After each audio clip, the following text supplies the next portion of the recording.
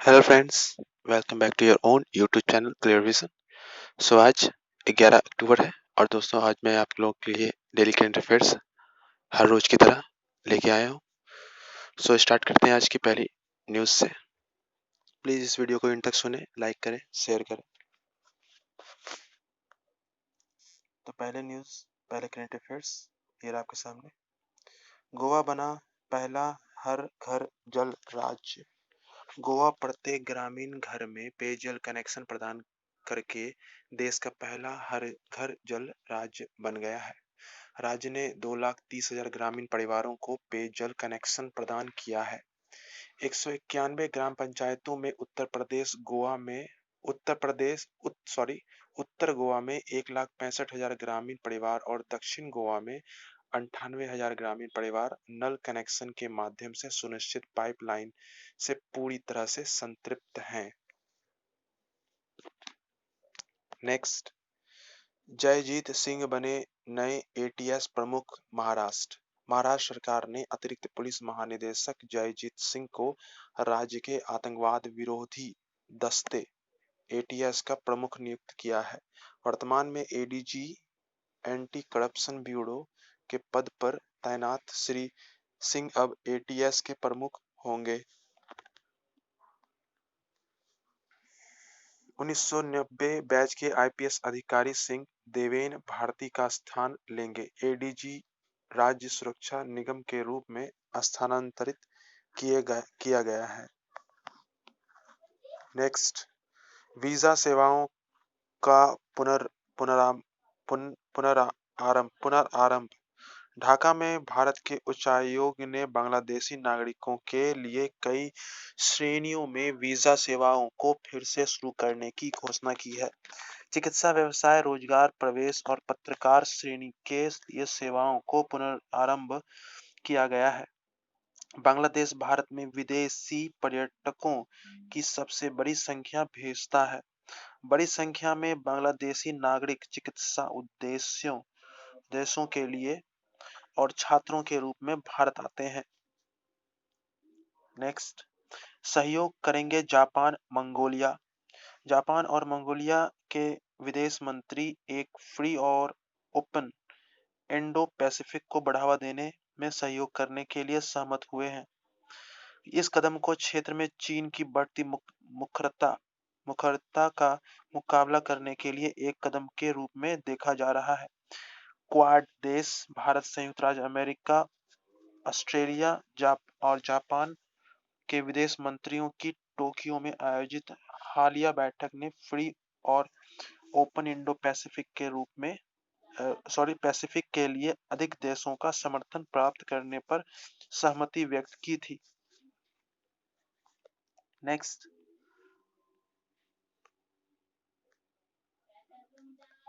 चुनाव आयोग ने नोटिस की अवधि को घटाकर किया 7 दिन। चुनाव आयोग ने उन राजनीतिक दलों के पंजीकरण के लिए नोटिस की अवधि को 30 दिनों से घटाकर 7 दिन कर दिया है, जिन्होंने 7 अक्टूबर को या उससे पहले सार्वजनिक नोटिस प्रकाशित किया है। 7 अक्टूबर से पहले 7 दिन से कम समय में सार्वजनिक नोटिस प्रकाशित करने वालों सभी दल आपत्ति 10 अक्टूबर 2020 तक या 10 अक्टूबर से 20 तक मूल रूप से प्रदान किए गए 30 दिनों के अंत तक प्रस्तुत कर सकते हैं। नेक्स्ट, 3,951 किलोमीटर की लंबी सड़क का निर्माण। सड़क परिवहन और राजमार्ग मंत्रालय ने इस वित्तीय वर्ष के पहले 6 महीनों के दौरान 3,951 किलोमीटर लंबी सड़क का निर्माण सफलतापूर्वक पूरा कर लिया है। इसने कोविड-19 कठिनाइयों के बावजूद 21,060 किलोमीटर प्रतिदिन की निर्माण गति प्राप्त की है। मंत्रालय ने इस वित्तीय वर्ष के दौरान 11,000 किलोमीटर लंबी सड़क के निर्माण का एक महत्वाकांक्षी लक्ष्य निर्धारित किया है। नेक्स्ट, शुरू हुआ राष्ट्रीय डाक सप्ताह समारोह। इंडियन पोस्ट में विश्व डाक दिवस अर्थात 9 अक्टूबर 2020 से राष्ट्रीय डाक सप्ताह मनाने की शुरुआत की है। डाक विभाग ने राष्ट्रीय स्तर पर एक राष्ट्रीय स्तर पर एक कार्यक्रम शुरू किया है, जिसका उद्देश्य राष्ट्रीय स्तर पर जनता और मीडिया के बीच इसकी भूमिका और गतिविधियों के बारे में व्यापक जागरूकता पैदा करना है।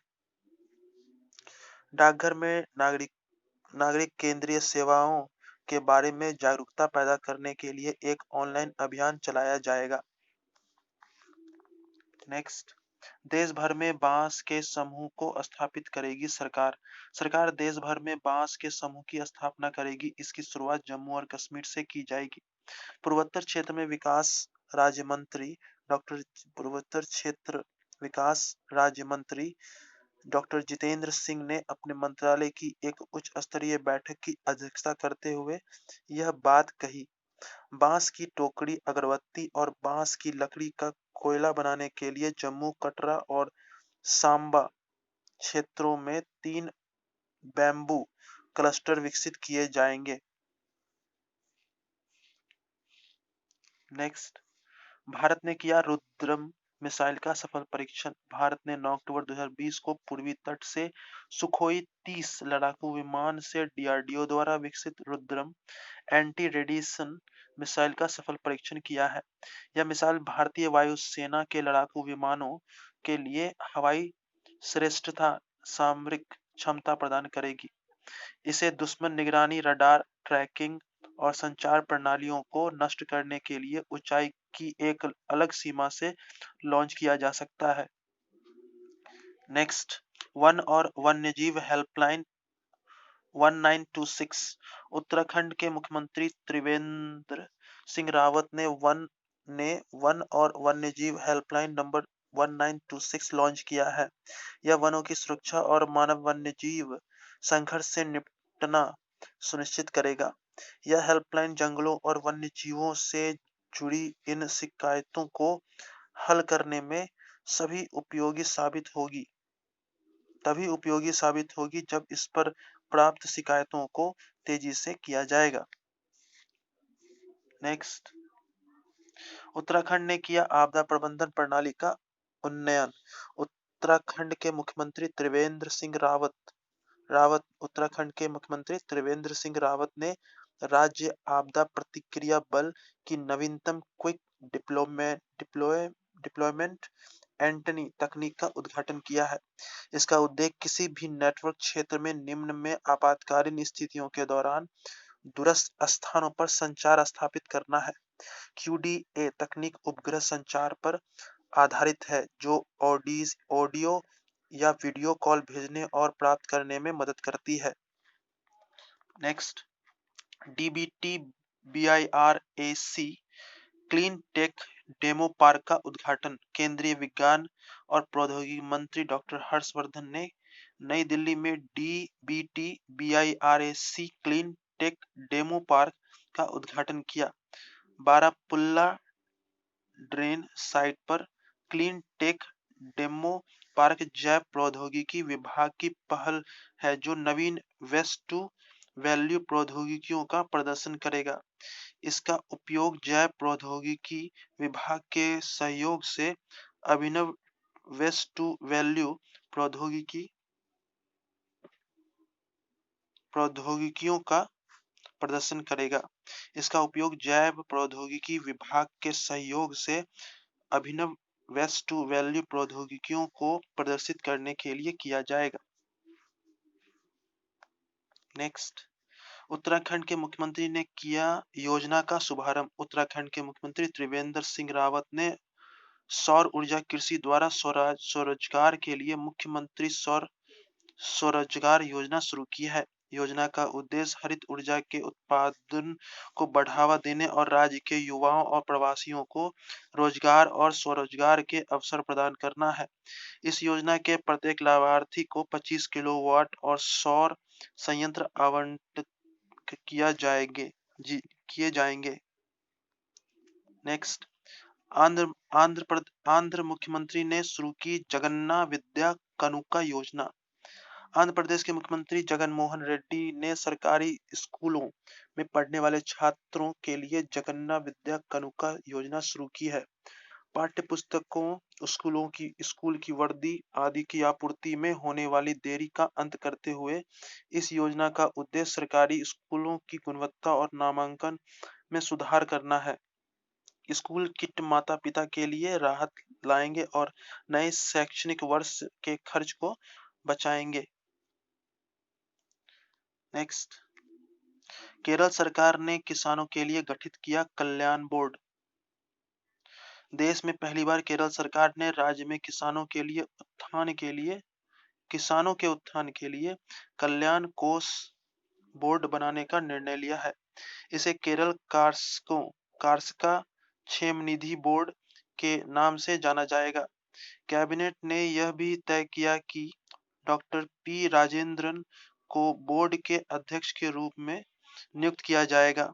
किसानों को बोर्ड का सदस्य बनाने के लिए पंजीकरण शुल्क के रूप में 100 रुपए का भुगतान करना होगा।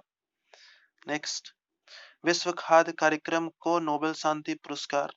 विश्व भर में भूख और खाद्य असुरक्षा से निपटने के प्रयासों के लिए विश्व खाद्य कार्यक्रम को नोबेल शांति पुरस्कार 2020 प्रदान किया गया।